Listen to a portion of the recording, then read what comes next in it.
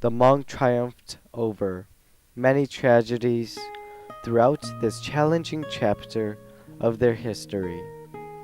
No matter what obstacles they faced, the Hmong overcame them to become the free people they are today.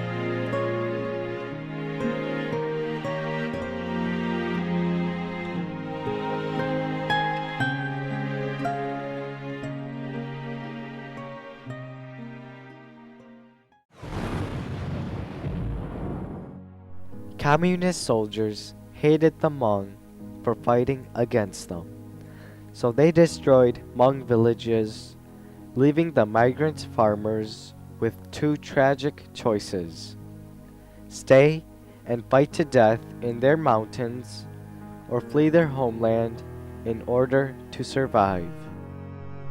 It has all come back to me very painfully. It now bothers me a great deal how we just packed up and left those people. We knew that they were going to suffer. Daryl Wickham, Vietnam War veteran. A refugee is someone who seeks a safe place during a time of war.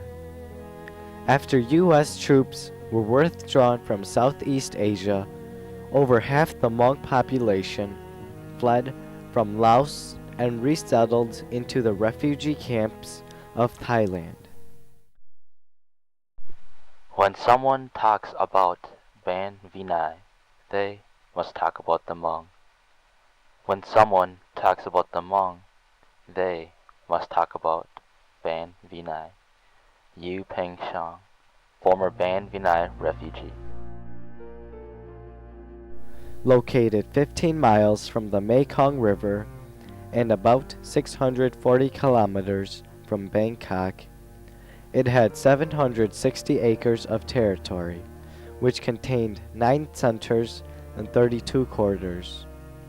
The camp was intended to hold about 12,000 refugees. However, there were over 42,000 residents at its peak in the mid-1980s. 90% of these refugees were Hmong. The Hmong fled to Thailand in 3 waves from 1975 to 1986. The first wave of Hmong refugees were sent to the Nong Khai refugee camp and later transferred to Ban Vinai. The early years were such a tragedy for the refugees of Ban Vinai. When my uncle moved into Ban Vinai, there was little medicine and food. He got sick and died in the camp. Most of my children passed away. 2 died in Laos and the rest died in Ben Vinai. Refugees went to cookhouses to receive their ration of food. There was little to go around, so many refugees died due to starvation and malnutrition. With few houses and so many refugees, finding privacy was almost impossible. Families shared homes during this time, since there weren't any supplies for homes to be built. So many were crowded into a small room. At first, we were put into a building with other families. Only a bamboo and grass curtain separated one family from another. Sai Tao, former Ban Vinai refugee.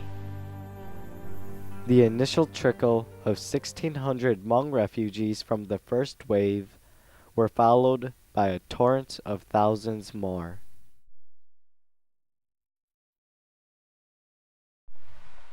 People have asked me why I decided to volunteer to work in an Indo-Chinese refugee camp. I suppose that at one time or another, almost everybody's ancestors were refugees, but mine were refugees in the more recent past. And so, perhaps, my emotional connections with refugees today are more immediate. Mace Goldfarb, volunteer from the American Refugee Committee.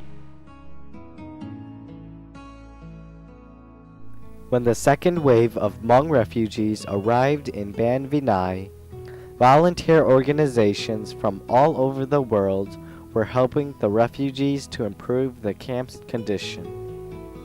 Trucks from the United Nations regularly delivered food to families. Long lines of refugees waited patiently as they received their share of food.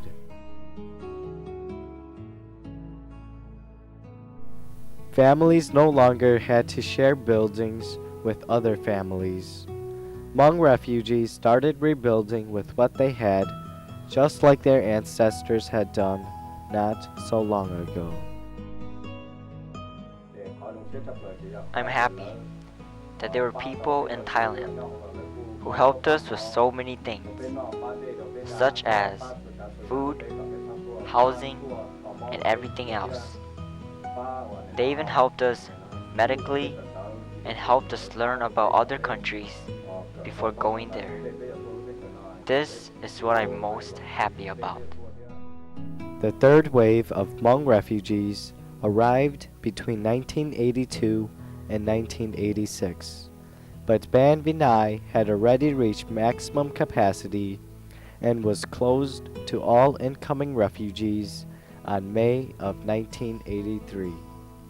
The number of refugees were overwhelming, and no one foresaw the high birth rate within the camp. Although the camp had a lot of support from the western side of the world, volunteer organizations were slowly declining. The Hmong now had three choices: go back to Laos and live under communism, become Thai citizens, or emigrate to other countries. As families filed into large buses, one tragic thought was on everyone's mind. When will we ever get to see each other again? The treacherous journey to the refugee camp took the lives of so many Hmong, but a majority found their way to what they believe would be safety and freedom. However, the early years of Ban Vinai proved to be tragic because of the horrific condition of the camp. But with the help of others, the Hmong triumphed again by improving the camp's living conditions. Like a phoenix, the Hmong were reborn from their ashes and created a place to call home.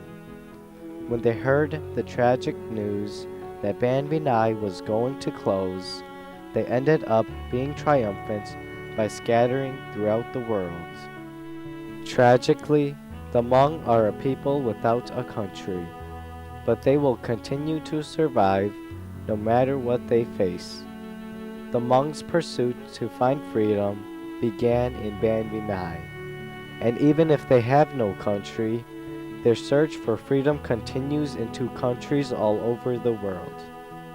Today, the sun never sets in the Hmong world, because wherever the sun shines, it's shining on the Hmong, and that is truly being free.